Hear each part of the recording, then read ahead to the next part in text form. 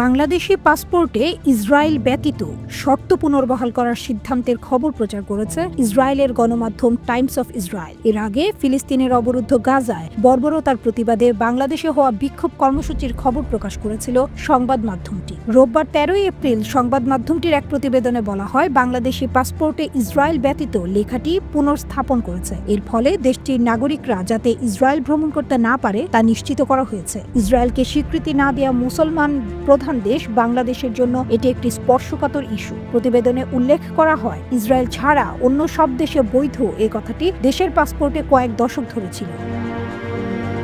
কিন্তু ক্ষমতাচ্যুত সাবেক প্রধানমন্ত্রী শেখ হাসিনা শাসন আমলের শেষের দিকে এই বাক্যটি বাদ দেওয়া হয়। রোববার স্বরাষ্ট্র মন্ত্রণালয়ের উপসচিব নীলিমা আফরোজের সই করা বহিরাগমন এবং পাসপোর্ট অধিদপ্তরের মহাপরিচালককে দেয়া অফিস আদেশে বলা হয়, উপযুক্ত বিষয়ের পরিপ্রেক্ষিতে যথাযথ প্রক্রিয়া অবলম্বন করে পূর্বের ন্যায় বাংলাদেশি পাসপোর্টে ইসরায়েল ব্যতীত শর্ত পুনর্বহালের প্রয়োজনীয় ব্যবস্থা গ্রহণের জন্য নির্দেশক্রমে অনুরোধ করা হলো। বাংলাদেশের সঙ্গে ইসরায়েলের কোনো কূটনৈতিক সম্পর্ক নেই। বাংলাদেশের পাসপোর্টে আগে "This passport is valid for all countries of the world except Israel" লেখাটি মুদ্রিত ছিল, যার বাংলা অর্থ এই পাসপোর্টটি ইসরায়েল ছাড়া বিশ্বের সব দেশের জন্য বৈধ।